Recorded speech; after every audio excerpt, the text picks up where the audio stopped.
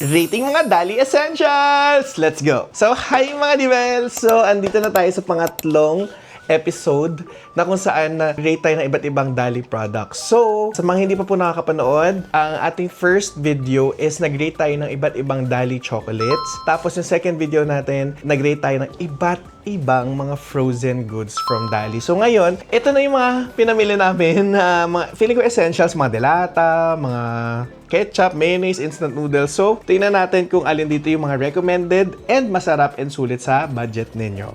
So, lutuin na natin! So, last episode, ang daming basher. Akala mo namang perfect. Eh, yo kasi gusto ko makatipid at the same time, gusto ko maging ano. So, this time, I'll try to make something out of it. Para may goal tayo, okay? So, lutuin na natin. So, meron tayong nabiling luncheon meat. Meron din tayong Montenero. Para siyang ano, Montero na kotse. Tapos, wagi. Sana all. Wagi. Ang tunay na nagwagi. So, tingnan natin yung luncheon meat niya.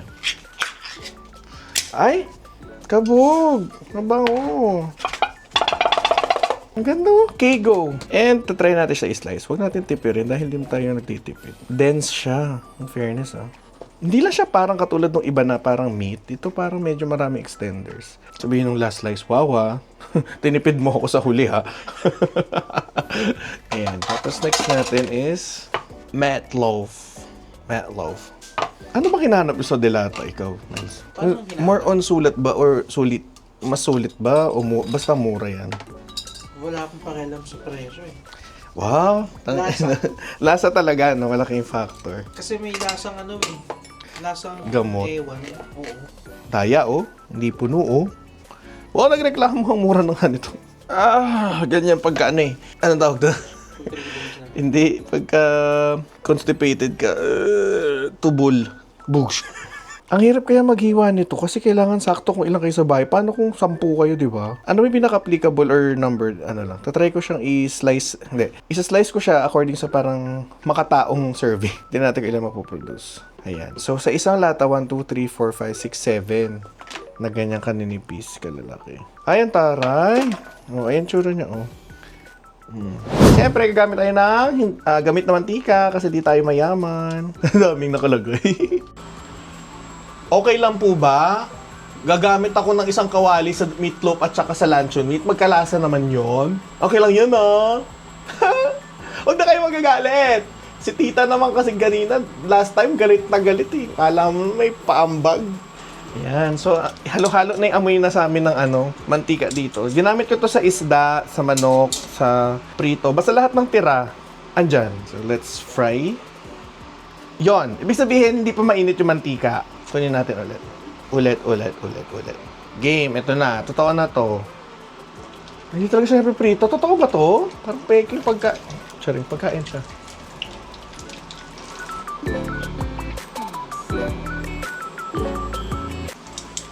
Ayan na, mukhang okay na siya. Kunin na natin.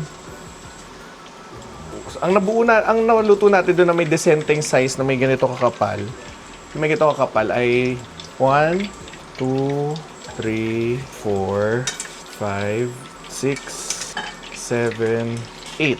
7.5. Kasi manipis yung isa. Ayan na siya. Next naman natin is yung wagi meatloaf. 2, 3, 4, 5, 6, 7.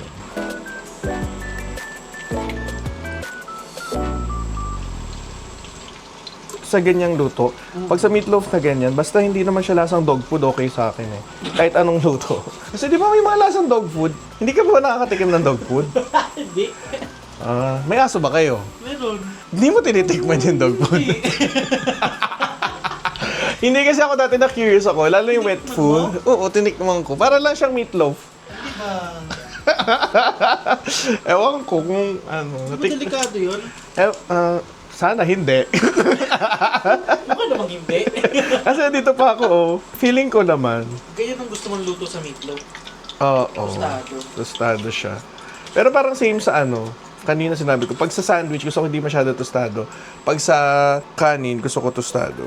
Since hindi tayo mayaman, tapos na tayo sa mantika, on the end time, babalik ko na siya dyan. Okay? Tapos magluto pa tayong corned beef. Ito na yung cheese nila na parang queso. Parang queso yung itsura, no? So, ang maganda sa kanya yung packaging niya. Pagkabukas mo, char. Meron pa, isa pang packaging. Malamang namang rekta nila dito. Binigyan ko lang, no? Hinighlight ko lang. So, sirain natin. Ay, 46 pesos lang ba siya? 46 ba siya? Ano ibig sabihin ng 46, guys? Presyo ba yan? Or baka ano niya yan? Number. Section niya dati ng elementary, no? In fairness sa kanya, ha? Tinampas. I mean, hindi siya mahirap i-handle, hindi siya sobrang lambot, and decente siya. In fairness ha, stable naman siya, sana all. Kasi yung isang leading brand, yung Eden, sobrang lambot, ang hirap i-slice. Ito effortless, para ka lang maghihiwa ng daliri ng tao. Charay, hindi ko pa po nararanasan. Di ba? Hindi ginagamitan ng utak at saka ng lakas. Pero nanginginig na ako. Charay. Totoo pala ay matigas siya. Hindi po, ayan mas okay ito sa texture ng queso, yung pinagayahan. Or baka nire-brand lang to, no? Tingin nyo ba? Marami kasi dito nire-rebrand eh. Kasi there are companies, alam mo ba na parang isang ramenan na sikat sa Pilipinas, meron siyang other companies na same concept pero iisang umbrella lang sila. Parang sila yung gumagawa ng sarili nilang competitor. Parang mga siraulo, di ba? Sila naghahanap ng kaaway nila. Dami, mas malaki pa yung sibuyas ko sa corned beef ko. Ba't kaya nakakasakit ng mata ang sibuyas, no? Alam ko enzymes eh. Enzymes. Gulat yung pagbibigyan natin ito. Bakit puro po sibuyas? Wala masyadong corned beef. Alam mo, nung naging content creator lang ako na experience ko na mimigay ng mga bagay-bagay. Dati hindi mo ko mapagbibigay. Igisa na natin. Igisa muna natin. Nilalagay ba kayo ng bawang sa corned beef? And gamitin natin si Montenero.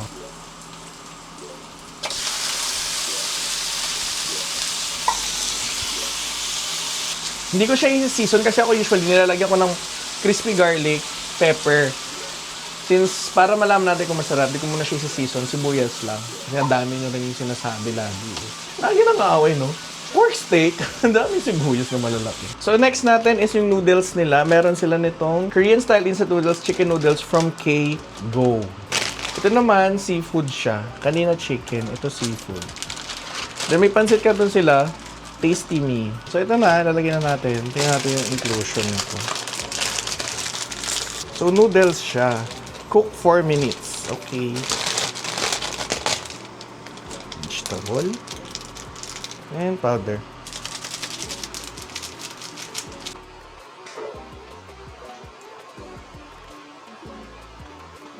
Ito na yung seafood. Lutuin na natin. And ito na, tatry natin yung pansit canton na Tasty Me. Sana all tasty. Yan siya itsura. Yung parang normal na pansit canton lang. And ito na siya. Ano na natin. Patakot yung kulay, but brown. Puti dapat to. Okay. Dito masusubukan yung mga fate mo eh. Kung yung loyalty mo sa brand. Grabe, amoy ano siya? Maanghang. Next naman natin is itong cream of mushroom nila. Tingnan natin kung okay siya. No? Sabi is 600 ml. I doubt na masarap siya ng 600. So, usually kasi hinahalo na dapat sa tubig yan para hindi na mamuo. Hindi naman parang bukas pa ako matatapos Recommended siya sa 600 ml. Pero I doubt. 200 ml ang tubig ko. So, hintayin lang natin yung pukulo and tikman na natin lahat ng niluto natin. Let's go! And ayan na! Ayan po inisa-isa namin siyang lutuin. And salamat po sa mga feedback nyo kasi tao rin naman po kami. And para since kayo yung viewers namin, mas gusto namin naririnig nakakatanggap ng opinion ninyo. So maraming salamat po. So we always make sure na sa ikakabubuti lahat ng viewers ang ginagawa namin. So ito na po, bumili tayong dalawang noodles, isang pancit canton, meatloaf, and all. So umpisahan ko munang titikman is yung kanilang black coffee. So, it's Coffee 1. Classico. Arabica plus Robusta. So, gagawin ko siyang iced Americano. I'm a fan. So, hot water muna usually. Tapos, halo lang. Ang dami, no? Ganyan ako magkape. Sorry, guys. In fairness sa amoy niya, pwede na. Pero it's comparing kay Nescafe, ha? Kasi yun ang brand na alam ng lahat. Iba pa rin yung amoy ni Nescafe. Ito para siyang more on the Robusta than the Arabica. Ito kasi Nescafe parang mas maraming Arabica. Ano pa pinagkaiba? Ang Arabica po kasi is a type of bean. And usually, it's sweeter. And para siyang mas fruity yung lasa than the Robusta. Robusta is like an extender na may parang earthy notes. Yeah, hindi siya ganon. So, yun ang pinagkaiba nila. And then, lalagyan natin siya ng yelo. O, di ba? Ganyan lang. Ganyan lang ako magkape. Pag natunaw, laban na. Kulay Coke na siya. Tsare, tikman na natin. Tikman na natin. Iniffortan pa kitang timplahin. Pwede na. Parang panglamay. Hindi siya pang everyday for me. I'm sorry, bibigyan ko siya ng 0 out of 10. Parang puro pait. Parang nasunog na beans ang nalasa niya. I understand why it's mura siguro and hindi siya uso. Pure coffee, ulul. Pure coffee, sira. Pero pwede na ha. Kasi for a black tea, hindi siya pwede. Pero kung ititimpla nyo siguro siya ng milk, sugar, and everything, baka ma-adjust. Pero for me na black coffee drinker, hindi ko siya bet. Para lang siyang nasunog na beans. Hindi siya yung typical beans na ni-roast into perfection. Ito yung mga parang sigurong lasang scrap na nasunog talaga na beans na basta, that's it. Wala siyang aftertaste ng acidity, puro siya pait, puro siya parang nasunog. Basta yun ang lasa niya. Parang, kumain ka naman ng uling? Nakakain ka ng uling? Hindi pa. Oo. For example, kunyari, ito yung lasa niya. Kumain ka ng inasal, tapos, yung may sunog na part, yon, parang ganun ang lasa niya, sunog. Pero, syempre, inumin ko pa rin ito all throughout the video. And, tikman na natin sila. Excited na ako. Let's start with their meatloaf. Wagi meatloaf. Nakatakot yung amoy. Baka mamaya, Charing. Nope. 0 out of 10. By Win. Para siyang lasang gamot aftertaste na mas masarap pa yung dog food namin. Charot na. Yung alam niyo yung pedigree na wet food, mas masarap pa yon. Ito kasi para siya may aftertaste ng gamot. It's very mushy na hindi kasarapan. Pero that's that's for me lang. Hindi talaga. The texture pa lang, hindi na. Kahit na crispy siya kanina, ay crispy yung edges niya and na natin. No. Next naman natin is ito. Pero guys, don't get me wrong ha. On its own ang ayoko. Siguro pag nilagay mo sa sandwich, ginawa mo siyang sisig, tinimplahan mo siya, pwede na. Pwede na. Mamaya siguro ayusin natin to. Oo, gawin natin sandwich or parang sisig or anything na pwede natin ipamigay. Retokohin natin para hindi naman masayang. So ito naman yung meatloaf nila, yung Quago. Pwede na. Alam niyo yung Maling na brand? Almost similar siya sa lasa na to, but this one is a little sweeter. And mas denser siya. Mas lasang meat to. Yung sa Maling na brand kasi, parang ganito yung texture niya, mushy. Na puro flour, na hindi mo maintindihan na extenders kung ano man yung nilalagay nila dyan. This one has a meat na lasa, meat na texture. Highly recommended ko to. I mean, pwede na. Bigyan to na 9 out of 10. Not bad. In fairness, may nagustuhan ako sa Dali. Pwede. Whenever isin-celebrate yun. Next naman natin is kanilang Quago din to na chicken noodles. Tikman natin yung sabaw muna. Uy, pwede na. Chicken, para siyang, chicken broth siya. Brothy siya. Lasang chicken. Kalasa niya yung Lucky Me na dilaw.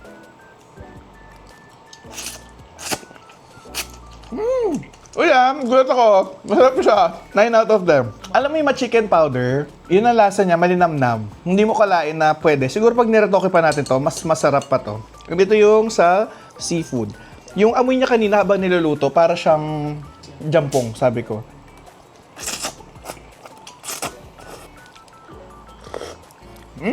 Masarap yung noodles.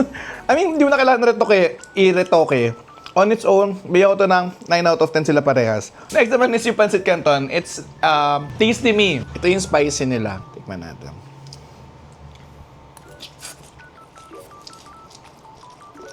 I bet ko to. Parang siyang Indomie na lower class.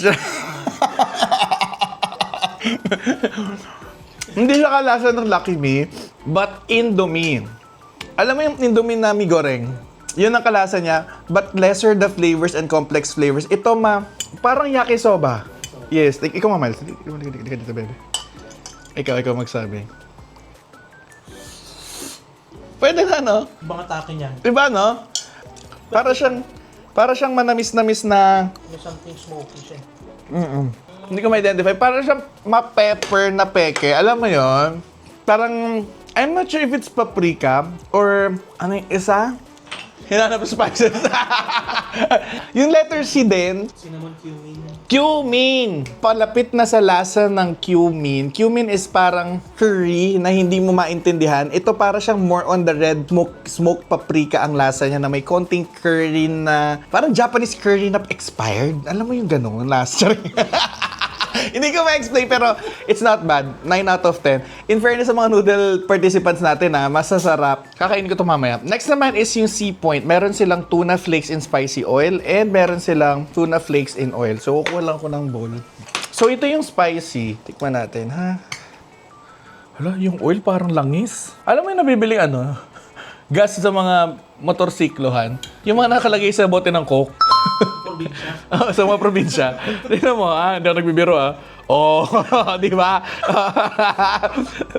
Unleaded. Ba't gano'n naman? Parang pag nag-yosi ako, ay, hindi, meron pa. Parang pag nag-yosi ako, liliyab to, Okay, Sea Point. More on matubig siya. Anong oil? Parang yung oil nyo nasa taas lang. Huwag nyo nga kami niloloko. And ito naman, parang langis. Di ba? Parang coconut oil. Oo, parang panghilot sa baby. Biniloloko tayo, Isa-settle ko, Ipapasettle ko muna. Tingnan natin. Flakes in oil. Ang oil niya, ayan lang sa taas, More tubig lang siya. Oo. Kita nyo, ayan, Di ba? Yan lang yung oil niya, pero more in siya. Sana hindi nyo nilagyan ng flakes in spicy oil. Dapat nilagyan nyo lang flakes in little oil and water. Little oil, more water. Ganon. Ba yan? Misleading. Hindi pwede yan. So, tigman na natin. Doon muna tayo sa water, Nireklamo pa, Ireklamo ko kaya to sa, sa DTI. Sea Point, magkakapera pa ako sa inyo. Ayusin nyo to. Tignan natin. Parang yung tuna, siya yung, neglected child sa pamilya niya. Siya anak sa labas, hindi siya pure tuna. Half galunggong. 0 out of 10. Kasi yung business ko naman kasi is, mega endorsement. Kasi yung mega, 6.6 sa laman. Times 6 naman kasi yung presyo ata nun. Babaan mo. Huwag ka masyado maarte. Babaan mo, Marky. Pero natatakot naman ako. Alam mo yung mga langis na pinapahid ng mga manghihilot pag nasapian yung tao. Ito yun Pag ka nalatapon siguro sa akin, ito baka mahati yung katawan ko. Mag-iaswang ako, babe. Ayun na siya, Tikman natin tong oil. Ano pinagkaiba? Parehas lang na. Lalabi. Ito yung masasabi ko, mas masarap pa yung dog food namin. Mas okay pa yung pedigree, charay joke lang. Hindi dapat kinukumpara sa pagkain. Comment down below kung natikmo man yung dog food. Dahil hindi ko naman ma-feel na mag-isa ako. Ayun nga, nag-comment nga, aso siya. Sama! Ang sama! Pinagsama ko pa yung masama! Ang sama! Saksakin nyo na lang kaya. Pero seryoso, Sea Point, ba't naman ganun? Para siyang lumang tuna na, alam mo yung nilagay sa ref, tapos pagka nilabas, hindi ko ma-explain, para siya maanggo na 12 piraso lang yung tuna. 12.33. Siguro, yung spicy, bigyan ko ng 5. Itong tuna, 2? 1.5. Next naman is liver spread from Wagi. Diyos ko, Lord, Wagi na naman. Si Wagi din yung meatloaf. So, ayan siya. Tingnan natin, Alam nyo, tanggalin nyo na yung meatloaf, mag-liver spread na ka. Okay naman Ito yung liver spread na parang hinaluan na. Para siya may toyo, may asukal na. Hindi lang siya kasing kapal and kasing texture na mag-grainy katulad nung Reno. Pero pwede na siya. Para siyang yung brand ng Pure Foods. Alam ko meron ng Pure Foods na na liver spread. Medyo ganun ang lasa, but this one is better. In fairness, 10 out of 10. Okay sa akin to. Kulina. It's all-purpose dressing. Familiar kayo sa brand ng, di ba may Kraft, Best Choice. Yan. Para siyang Best Choice. Or baka sa kanila nga to. Halos kalasa ng Best Choice, mas may asim lang to coming from a citrus, parang lemon flavoring. So perfect siya siguro sa mga macaroni. In fairness para siyang Best Choice. But yung Best Choice kasi is mas makapal lang. Alam mo, mas maraming oil or egg, kung ano man. Ito parang more on vegetable oil lang siya. But still, andun yung sweetness. Okay to, pang masa ang lasa nito. Pwede mo siya gamitin for business for me. Bigyan ko to ng 8 out of 10. Next naman is yung ketchup nila, banana. Alam niyo bang banana ketchup? Gawa sa dahon ng banana. Tingnan natin. So ito yung banana. Parang binuhusan ako ng flavoring. Parang, pwede na siya. Parang perfect siya sa mga, alam mo yung sa mga, may anghang. Yeah, may anghang siya. Para siyang mas matapang, para siyang doble ng tapang nung sa UFC, si Culina. Kasi si UFC is medyo subtle lang eh. Ito parang times 2 yung lasa niya. And ito na ang kanilang cream of mushroom ng Culina. Tikman natin. Tamang hindi ko dinamihan yung tubig. Kasi feel ko pagka 600 ml ko, tatabang siya. Feeling ko mga 300 lang to. May linamnam siya na tamis. Siguro pag nilagyan mo pa siya ng milk, mas masarap na siya. Parang kasing lasa niya na yung kay Nor. Feeling ko lang. But this is not bad. I mean, nagagalit pala. Huwag ka daw sabihin sa YouTube na this is not bad. So, this is good. Hindi. Pag sinabi kasi this is not bad, ang ibig sabihin po kasi nun is, hindi siya sobrang sama ng lasa na parang hindi siya, to the point na hindi siya edible. And pag sinabi ko kasing good, ang common intindi ng tao is, masarap siya. For me, hindi siya masarap, pero pwede na. Gets? Yun na lang sasabihin ko. Kasi parang ang harsh naman nung ganung pagkakasabi ko. Kaya feeling ko mas positive scripting yung this is not bad. Pag sinabi ko kasi this is not bad, pwede na. Lamang tiyan na siya. And bigyan ko to ng 7 out of 10. Next natin is yung corned beef. Hindi ko na nilipat. Medyo namuo siya. Oo nga. Medyo hindi siya nabagsak. Pwede na. Alam mo yung tomboy na nag-scramble? O, di ba? Ano yung Yun lang pinagkaiba ng ano na to. Corned beef na to, ng Montanero. Dumidikit siya sa kawali. Parang, asan niluluto ko? Pre, asan niluluto ko? Ito, andito siya. Kita nyo, di ba? Klaro-klaro, di ba? Tikman natin. Okay. Nakang sibuyas. Ang dami ko sinilagyan ng sibuyas. Pwede na. Alam niyo yung CDO...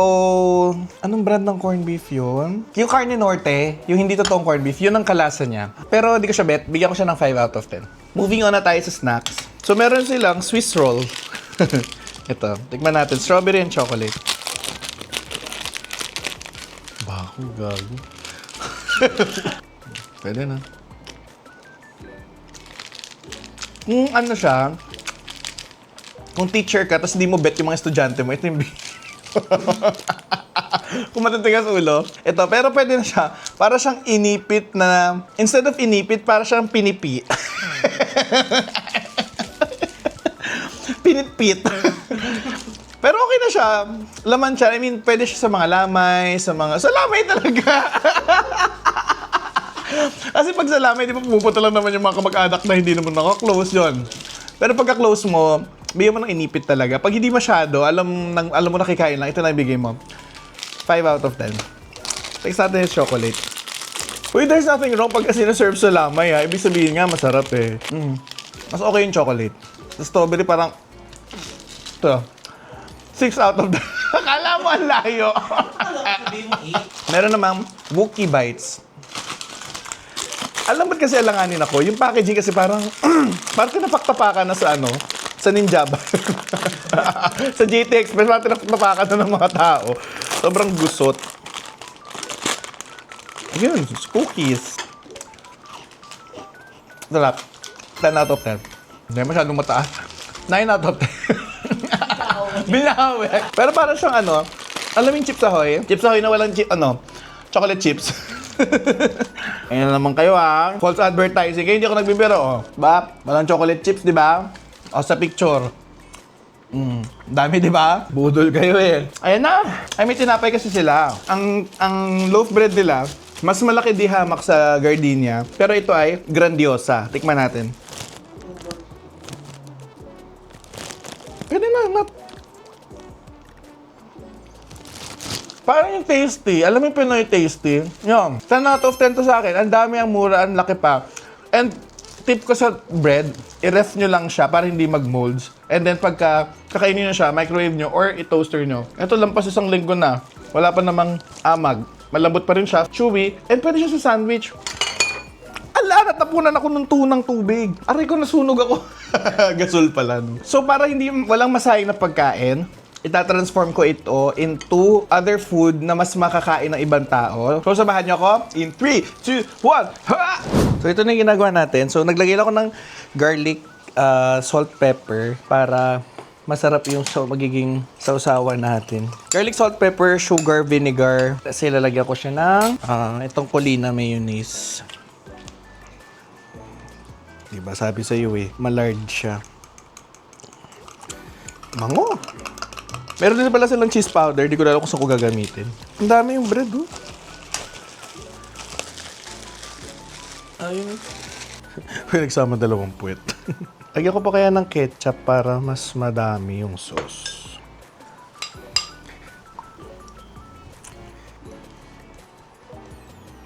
Hack yun, be. Pampatapo ng ketchup, ganyan. Be, pwedeng gamitin tong dugo sa sa mga suntukan na scene, sa mga movie. Pulang-pula eh.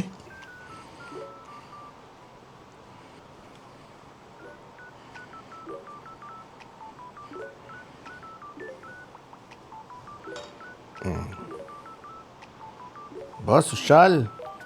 Kahit puwet yan, no? Boogs, sandwich. So, ito yung tuna, pinagsama ko na. Lalagyan ko lang to ng mayonnaise. Paano makagawa pa tayong palaman? Kayo guys, ma-offend kayo pag binigyan kayo ng pagkain, tapos may lamay sa inyo. Hindi, kasi depende naman sa siguro. Pag pupunta ka doon na mukha kayo walang pera, oh. Taka na may guy. Doon talaga. Hindi naman nalaman na may kagat ko yan. Hindi naman alam na tinikmang ko. Unless nanonood sila sa akin.